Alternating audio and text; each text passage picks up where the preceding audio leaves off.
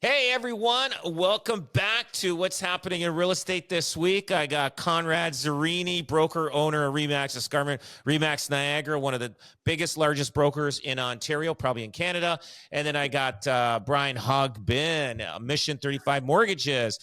He's growing his team big, so he gets it better than the banks for the interest rates. And myself, Rob Golfi with REMAX Escarpment, the Golfi Team. And we got some, so Conrad, you got some updates on what's happening in the market this past week, or even what's been going on? Yeah, it was a huge week for real estate, right? In terms of some of the numbers that came out. So we had housing starts were up about 3%. Not much in Ontario though, very small in Ontario, but the rest of Canada is doing well. The numbers came out for January for Canadian National Real Estate Association numbers. A slight increase in benchmark price, around 0.7%, so almost nearly a percent for the year over year. And we're starting to see some. The market's funny. It's kind of moves and then it comes back, and then it moves and then it comes back. I think we're in for that kind of a market. I think it's going to be this strategic, tempered market going forward. But I'll tell you, there are people taking advantage of this market every day, and I think what's interesting, and like we had some great snow, in the last couple of weeks. Yeah. But we did find out. We did a study on it. We found out that yes, showings do go down with the snow. However, the amount of showings per sale is low. So what that means is, if these people are going out in the snow today, they're gonna buy. They're serious buyers. They're very serious. He's going to truck through the snow looking at houses if they're just kicking tires. Yeah, so we saw a lot of that, and as a company, and again with your, with a lot of what the Golfi team does too as well, and input, we outsold our listings. So we had about 280 sales and 230 listings. So we outsold our listing inventory, which is fantastic. So it's happening out there, right? Nice. I feel that anybody that buys now, and maybe even any time this year, they're going to be thankful, because this is kind of like a stagnant time in the market. The market's moving slightly up and down, a little bit, about 3%, 5% up and down, whatever. And I'd say, I don't know, it could be 2 years from now, it could be a year from now, but let's say two to 3 years. You're going to start seeing growth happening, and then people are going to start building a lot of equity, especially people buying now. It gives them a breathing room to buy right now. I'm going to tell you, like if somebody's looking, if it's a beautiful, nice house, it's going to go fast. There's no doubt about it if it's priced right. But if it's just a normal, regular house, usually it's taken 30 days to sell. It gives breathing room. You get to do the home inspection, check everything out, all that kind of stuff. But there's a lot of people sitting on the fence too still, right? Because we looked at our numbers for January, and our January pre-approval numbers were up 57% from the norms. So that's people well qualified, looking to get into the housing market, but they haven't necessarily pulled the trigger yet. So could be repeat buyers and first-time home buyers in there, but up 57% for people that are pre-approved right now. And Rob, I know you have a theory about the last 2 weeks of February, right? You talk about this. There's this bit of you're there. And you know what? I will tell you this: if you look at the numbers deeper and you find out what's happening with properties that are going 100% or more, it's actually trending upwards. Yes. So it's trending upwards. So last month in Hamilton, it was something like 15%.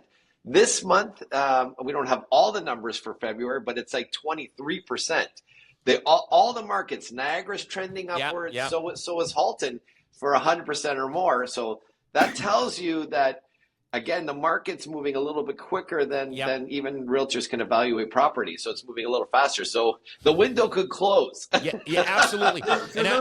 For those inquiring minds, Rob, what is the theory at the end of February? What is the February? The Ides of February? What is it? I think things are going to start rolling, and that's I always like this. Tell me, let me know if I'm right or wrong on this, guys.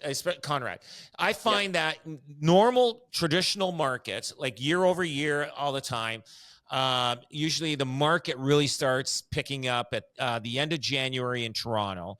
It starts hitting Burlington, Hamilton around February, and goes into March. But Niagara, it kicks in around March, April. Niagara is always about a month Yeah. over a month behind in Hamilton. It just, you know, I just look at the numbers. I don't know. Am I right about that? Or? I think you're totally on it. And again, as you do a deeper dive into the numbers, we're finding out that, you know, that Q1, we can have like close to 40% of the showings for the year in Q1. So like 25% of the year with 40% of the amount of activity. So Rob, I got to say your theories, the numbers match up with your theory 100%. Yeah. 100%. No, and you know what, and people always say when you want to list. I mean, it's hard to gauge the market, but if you go by trends, to me that I follow that trend a bit, but there has been changes in that. And I know, but people that are buying right now, they're sitting on the fence and they're thinking housing prices are going to come down. They're not coming down. They bottomed out. We're bottomed out right now. Housing is expensive, period. That's all there is to it. Even with the interest rates dropping, you know, people are thinking twice, you know, like, can we afford this house? Can we afford this house? There are deals out there for people to afford to buy, but I get it. It's different than with the market not coming down any more than it is. Well, it'll be interesting to see with the Bank of Canada meeting again on March 12th. There's now almost a 70-75% chance of them pausing. I wonder if people will start to think, oh, it's the bottom. You know what I mean? Because we haven't seen a pause. Now, all of a sudden, if it pauses, I wonder if that will be the sign to tell people who've got these locked-in rates, they've got great pre-approvals, to be like, okay, now's the time to go in. If they pause it, it will stir the market up. They'll say, okay, now we hit it. Yeah. And let's just go and buy and go from there. Now, I got to ask you, the housing starts in Ontario versus all the other provinces have been brutal.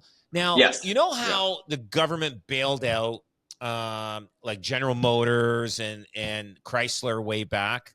And you know, was that the 2008 recession? That was that whole that crisis. The crisis. Now, tell me, I'm just throwing off the cuff here. Wouldn't, if the government loaned money to large developers and say, listen, build 300 homes on spec. We're gonna front it, and then when you sell each home, that's when we get paid back. And that wouldn't that help, because developers are scared to build anything. Like wouldn't that help a bit? Like, just or you know what I mean? Like it. I'm with you. I'd like to see a deferral on all the taxes. So let's say a townhouse is $1 million. Let's just say, for easy numbers, $250,000 is the taxes. I know, it's terrible.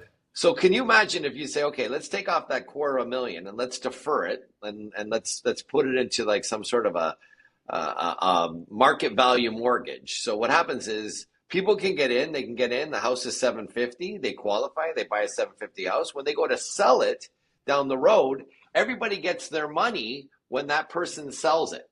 Okay. And they probably get a lift. There's no interest on it, but if the property goes up higher, past the $1 million, let's say it goes up 10%, everybody gets 10% on their money. Like, to me, I'd love to, like, look, we're going to give you your money, you know, federal government, provincial government, and, you know, the municipalities. You're going to get your money, but it's on a deferral basis, down the road. So then at least we can get people in, you know, at cost, so to speak. Right. And then when they sell, the government gets their thing. It'd go a long way, right? Oh, so, for sure. Like nobody's nobody is building aggressively right now.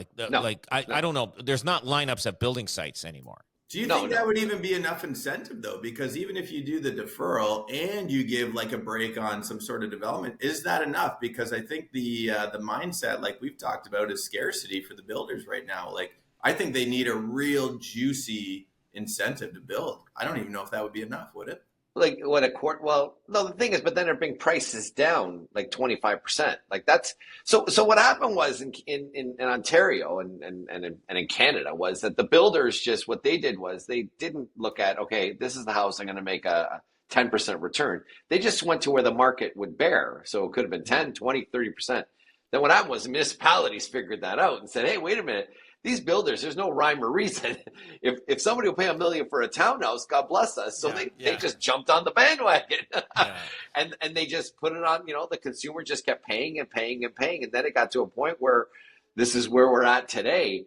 I think. Well, I was just with Pierre Poilievre and talking about, but he's only one part of the HST. It's 5%. He's the GST, the 5% portion. Raising that from $400,000 to $1 million, that could save $50,000, another $25,000 for a buyer of a new construction. But if the provinces got involved, it'd be another 70 or 80,000. That's substantial. But they have no buy-in from the provinces. The provinces aren't going to give up their portion of that harmonized tax. So here we go. It's going to be very costly to buy a house. Question to ask you. Now, we're down a little bit on housing starts. How much of that are condominiums? Because it's a big portion. They should separate that from housing starts and apartment condos. Yeah, you're right. Yeah, but they do a deeper dive and they do that. But yes, yeah. But like you know what I'm saying? Like when they're publicizing this to the public, like people are thinking, okay, townhouses, single family homes, semis, and all that stuff. They're not really registering it's also condos included. And it's easy to put a 400 or 500 unit building. If you got 20 developers and they're all doing that, of course the housing starts are going to look good.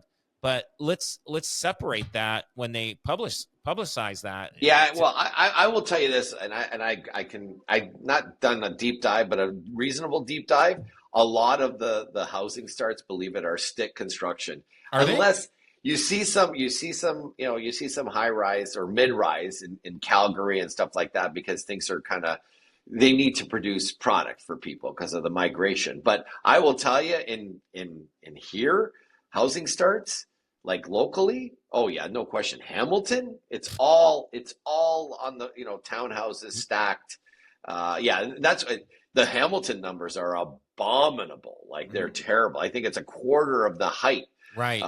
It's those numbers are just like, I'm part of the home builders, West End home builders. I just saw the numbers the other day. I thought, wow, we're really behind the eight ball. But it's gonna, anybody with resale home. Look, I believe if you got a home on the ground, if you got a semi townhouse 2-story bungalow on the ground, you're going to do well in the years ahead. Yeah. Oh, absolutely. Absolutely. That's in the CMHC outlook. It does break down the single family home. Yes, it does. Yeah. Multi-family as well too. And I think the single family home in Hamilton was down almost 50%, 50 to 75% for new starts. Wow. It is going to be, I think, a great investment, the home, the single family home. Oh, big time. I think it's going to be even better in the next 10 years than it was. Even in the U.S., you got big companies like BlackRock. They're buying single detached homes. The U.S. is still feeling it too. They've got it too. They don't have as much taxes as we do, but they're feeling that crunch in terms of construction as well, affordability, right? Wow. So one more thing. We got a little bit of time left. So there was an article in the Globe and Mail. This article is about an investigation in Canada into whether artificial intelligence, AI, is being used unfairly to increase rent prices. So what's happening? The Competition Bureau of Canada is looking into whether AI software is being used to track and set high rental prices across the country. Some renters and politicians are concerned that AI programs like YieldStar are collecting data about people and using it to raise rent prices. Well, you think that can be like, I mean, usually if rent prices on existing tenants or rent prices on new tenants that want to rent empty units?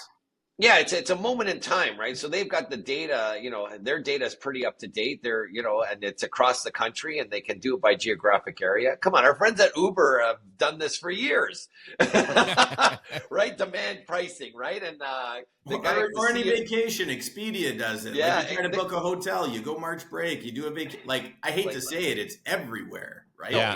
Yeah. So basically, they're just smart, just trying to figure it out so they can maximize their margins. Oh, absolutely. And it's going to hit everything. I don't know where the legislation is going to come to AI, but what are they going to do? Stop everybody from building an AI algorithm to find out if, what the market can bear right now or what somebody has been paying in the last, 30 days or 60 days? Yeah, it's going to come to every industry. And I think people have to be prepared for that. And, it's going to be a reality. So I can't believe they're going to get these guys though. It's going to be a hefty fine. You think so? You think they're going to? Because the DOJ, their sister company in the U.S. is getting slammed as well. Oh, no kidding. Yeah. Jeez. So yeah, the Department of Justice is slamming them down there too. And I think that's they would where get it started. they'll get hit harder in the U.S. than they would in Canada. Man, those guys, there is no mercy on anybody there.